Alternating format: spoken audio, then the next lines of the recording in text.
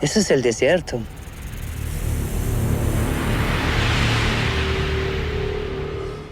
I had a chance to watch the film initially at Fantastic Fest in Austin back in September, and no exaggeration, this was the one film that everyone was talking about.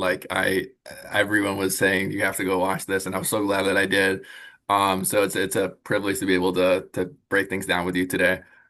Um, I wanted to start in talking about maybe some of the shifts that the film takes. The movie is so shocking in a lot of the big leaps that it takes, and I don't think I've ever seen anything quite like it. It's not a horror movie per se, but it has that kind of palpable dread like a horror movie.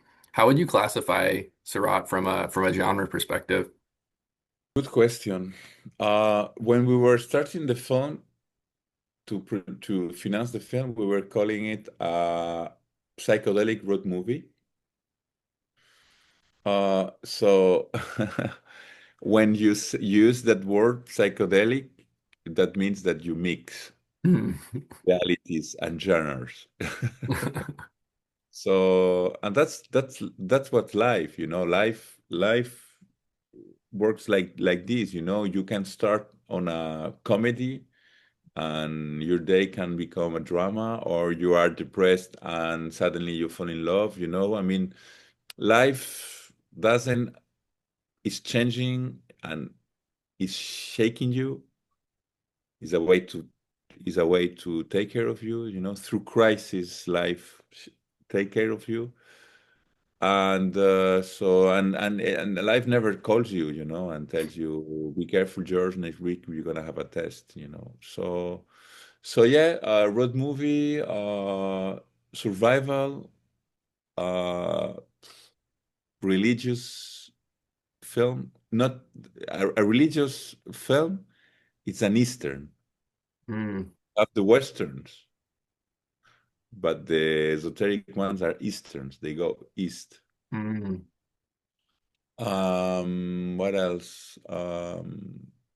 Science fiction. I don't know. I mean, there are flavors of different films. Yeah, it's Yeah. an adventure tale. So an adventure tale, uh, as all the heroic old ones, is a physical adventure, but at the same time a metaphysical one.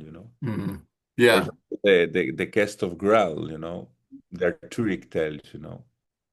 That's such a great way to describe it. And I think that you're right. Like it mirrors life, right? Like one day it's a horror movie, the next it's a comedy, the next it's a drama, and that kind of you go through all those things in your film. I heard that the film looks stunning, by the way, and not only a testament to like the cinematography and your shot composition, but just the locations you filmed on. I heard that that the locations that you were on gave you ideas to adjust the screenplay. How did those locations in Spain and Morocco alter the direction of your script? So, for example, the rave, it's a location that I found in the north of Spain. And when I found that you know wall of stones, I is when I designed this laser. Do you remember this a laser? Yeah, yeah, yeah, yeah. And so we were like preparing the dance floor, considering that place. For example, also the river, it's a location that was hard to find, the good river, good distance. Uh, so you write for the specific place, or for example, the mountain, this mountain that at some point they prefer to go through the mountains because Mm, they will be hidden.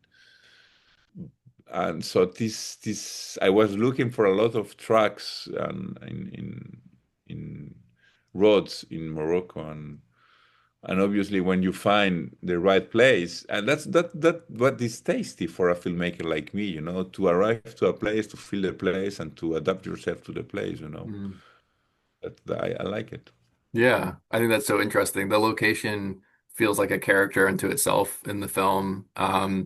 Totally. I'm not shooting in the nature because it's just beautiful. I'm shooting in the nature because nature is manifesting. Nature is speaking to you. Nature is Mm.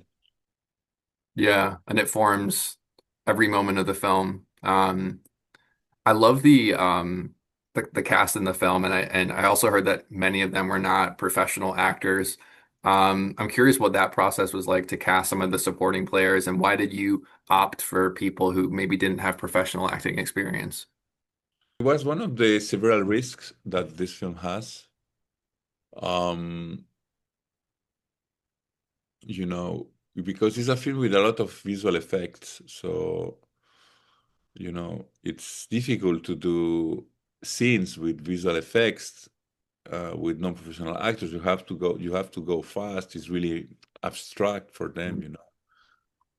So yeah, but I needed this level of fragility in the film. We are on a moment of humanity that we are fragile and we have to connect more with fragility. So I needed to feel this on their faces, on their gesture, on their silences. There is a sentence that I really like. It's that if God loves you, He breaks you, and we see this on them. We see how they are more broke. I mean, all of us we are broken, but they are a little bit more visually broken. And uh, when you are broken, when you're broke or Broken, yeah. broken, when you are broken, you are more humble. Hmm. So we wanted to evoke these. We wanted to evoke simple people, people who just want to take care of the others. I I feel like that definitely comes across on screen. You feel that fragility and that brokenness most definitely. Um, I also wanted to ask, so there's this kind of really neat apocalyptic World War III type kind of event hovering over the whole movie, but it's kind of lingering in the background. We don't learn a ton about it.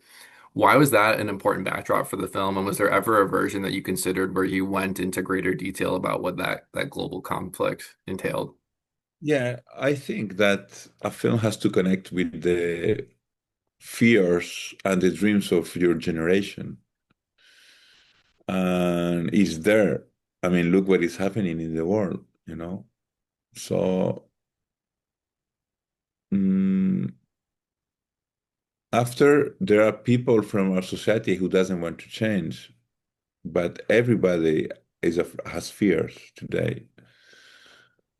And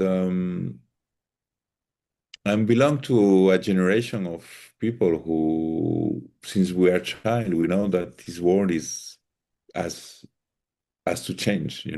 It's not sustainable. We know that it's not well done. There is something that is not working good. So yes, that's why I introduced this on the film, because as my characters, I'm preparing for these shift eras. So when the radio is like going on the Hmm. tracks, they stop it because in a way it's the same sound, it's all the time they are saying the same thing. So they are just waiting, prepared, and yeah, and dancing. Yeah. It really Serious. refl I kind of took it like it was so interesting that you have this big global conflict going on, but you as a human, you're kind of focused on your immediate, right? Like you focused on the fire you need to put out, in this case, finding the daughter. So yeah, that resonated very strongly. I obviously this will come with a spoiler warning in our coverage, but I thought it was a really bold call to not provide resolution for that mystery of the missing sister. What went into that decision to avoid giving answers? The questions could be the opposite. Why in cinema they explain everything? Mm, If cinema is the art of hiding, you know? yeah. In if you put light everywhere, if everything is clear, and when you make a film, it's really easy to be clear. Television is the art of showing everything, Mm, explaining everything. So if everything is clear, what could imagine spectators? mm, No, it's I think that filmmakers were the worst enemies of our work, our work. We at some point we don't have to use the mind so much. We have to stop. We don't have to kill images with our thoughts and intentions. And so first, reality is ambiguous. Sorry, reality is complex. Ambiguity is the best way to to capture this complexity. Mm, And again, that makes that your image is alive, you know. If you put too much brain, too much idea, you kill your images. And we are assisting a cinema that doesn't have images, mm, you know, because every image it's instrumentalized to say something. And when you want to say so many things, you don't say nothing. You don't evoke mm. nothing. People don't feel things, you know. Yeah. So yes, I think that Sirat, we protect these images that we had, we protect them from ourselves.